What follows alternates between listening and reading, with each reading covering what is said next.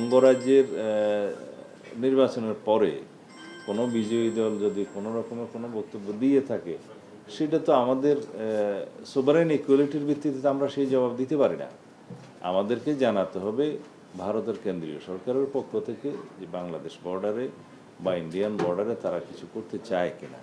আমার দায়িত্ব হচ্ছে যে বর্ডারে নিরাপত্তা নিশ্চিত রাখা এবং যাতে কোনো রকমের পুশিং না হয় সেটার ব্যবস্থা করা। আর দ্বিতীয় কোয়েশ্চেন কি?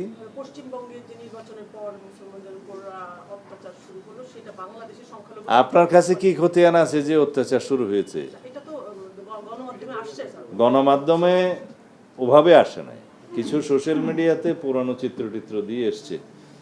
আচ্ছা, আমরা আমাদের এখানে ডিপ্লোম্যাটিক মিশন আছে, পররাষ্ট্র মন্ত্রণালয় আছে, আপনারা তাদের কাছে জিজ্ঞেস করতে পারেন যে সেরকম কোনো পরিস্থিতি সৃষ্টি হয়েছে কিনা।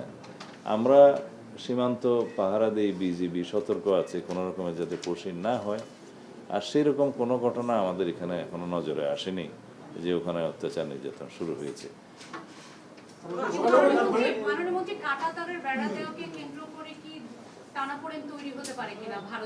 এই বিষয়ে তো আমি গতকালকে কথা বলেছি।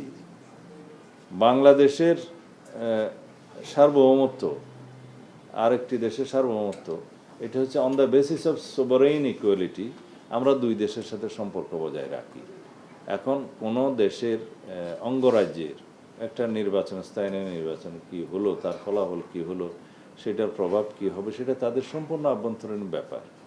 এখানে কাঁটাতারের বেড়া যদি ভারতীয় সীমানার মধ্যে নোম্যান্স ল্যান্ড বজায় রেখে যদি সেই দেশ দিতে চায়, সেটা ডিপ্লোম্যাটিক ওয়েতে আমাদের আলাপ আলোচনা হবে, কিন্তু সেরকম কোনো ইস্যু তো প্র্যাকটিক্যালি ভারত সরকারের পক্ষ থেকে আমরা দেখিনি।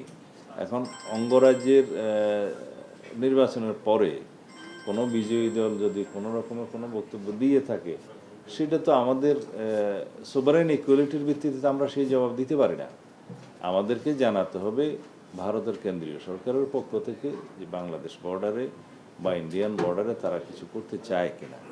সেটা ডিপ্লোম্যাটিক চ্যানেলে হবে, পররাষ্ট্র মন্ত্রণালয়ের সাথে তারা কথা বলবে, সেটার সাথে সংশ্লিষ্ট নই আমি স্বরাষ্ট্রমন্ত্রী হিসাবে।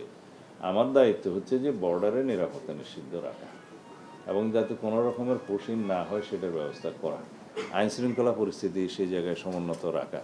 তবে আমরা সতর্ক আছি, বিজিবিকে আমরা সতর্ক থাকতে নির্দেশনা দিয়েছি অনেক আগে। ধন্যবাদ।